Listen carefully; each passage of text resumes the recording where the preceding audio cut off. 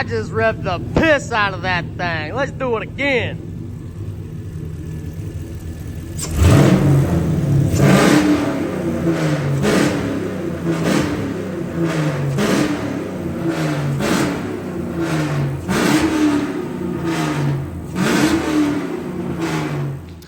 What is up, YouTube? We are back with the G-Body. We're gonna get it wrapped up. I need to get a floor shifter put in it, and there is some people flapping at the gums, but they gotta keep calling their friends to race us for some reason. Like they don't own anything that's fast or something, you know?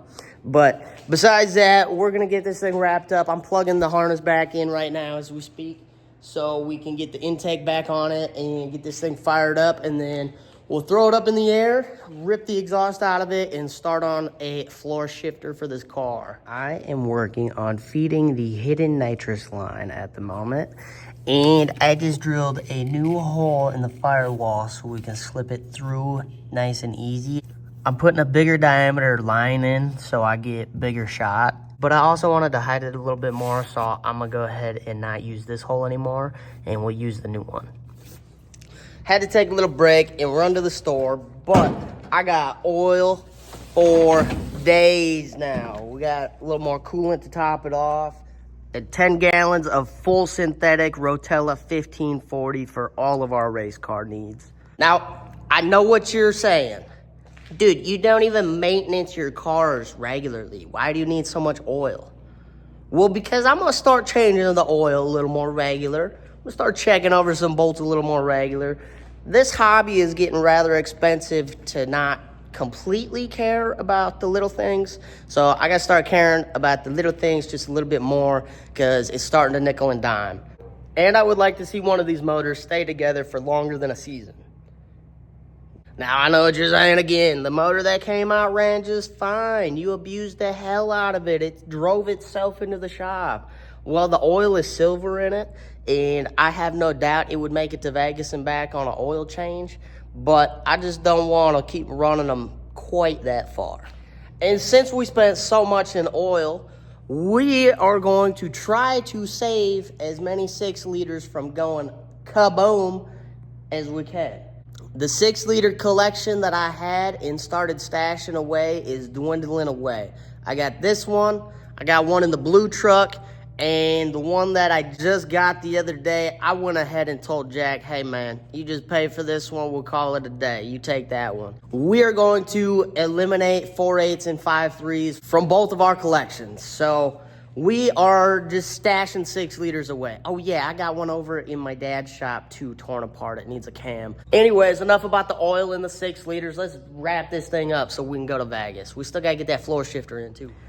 Here's a better look at the X-pipe that I built for this car. It is not perfect by any means. I don't claim to be a muffler shop, but it is put together and it sounds quite all right. I'll probably have to put mufflers in it. Now that the X-pipe's out of here, I can show you what I got planned for the ship. So on the 4L80, possibly the 4L60, I'm not sure, there is a lever that comes down and all the way forward is in park.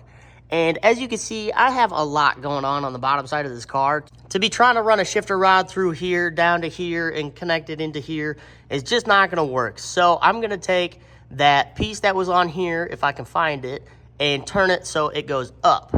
So that way I can pull it and it will shift it as it should over here. It'll just be backwards, if that makes sense.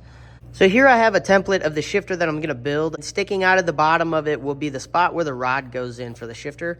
And as you pull the shifter back, it will push this piece forward, which would be the same as if it was down here, it would be pulling.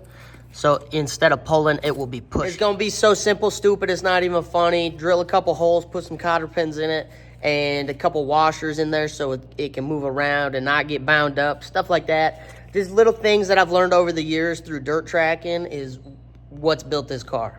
If you plan on actually using the shifter like a race car, you're gonna want something pretty beefy so you don't bend your rod and have to do this again. I'm not sure what this is, probably 3/8 whole stock. And I'm just gonna put it up in there and mark where I gotta bend it for the floor, and it's pretty much ready to go. All right, so we went ahead and got a piece welded onto the rod, but I wanna go over the shifter real quick. It is absolutely nothing special. I took 3/16 plate and cut 2 half-moon pieces. And I didn't put this little step in it until after the fact, but I took a couple tabs and tacked them on. This front side mainly is just tacked in because I'm not sure where the park's gonna end up in here, so I don't wanna block it off like this one. But that is our floor shifter. This handle right here is 3 pieces of 3/16 welded together and grinded down into one solid piece. I went ahead and put a bolt through it. On the left side of the handle, I have a tiny little lock washer. On the other side, I have 2 flat washers, and that will allow the handle to spring to go around the lockouts. I have also started on the lockout already, and I had to take the letters off the bolt, and then I went ahead and put a ramp on it. So this ramp goes towards the front side, so you can just slip past it when you're shifting it into gear. So I got the car lowered down. I need to crawl my butt in there and figure out where I like it. And then I got to mark the floor and put a hole in it for the shifter to swing.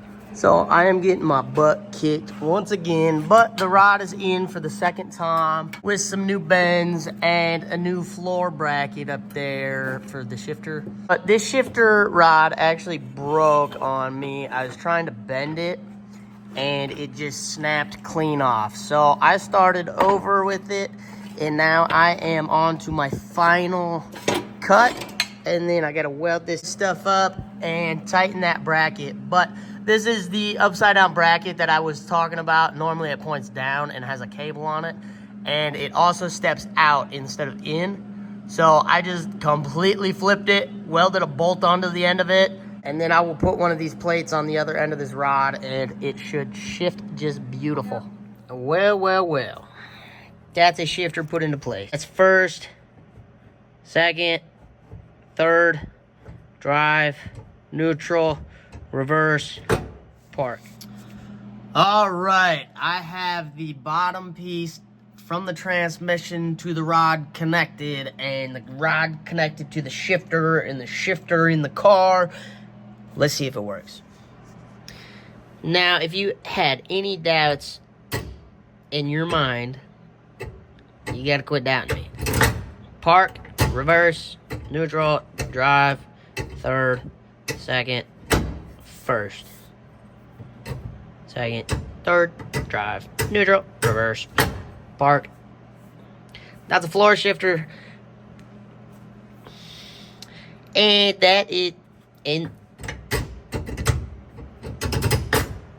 And that completes our floor shifter for now. I have to take this rod out and finish welding it up, but that is how it's going to work. That's how it functions. I'm very pleased with how it turned out.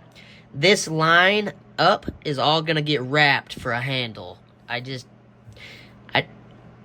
don't have anything laying around right now to do it other than electrical tape, and I don't want to tape it. I'm thinking like leather or something. Otherwise, I am going to get another one of these handles for it.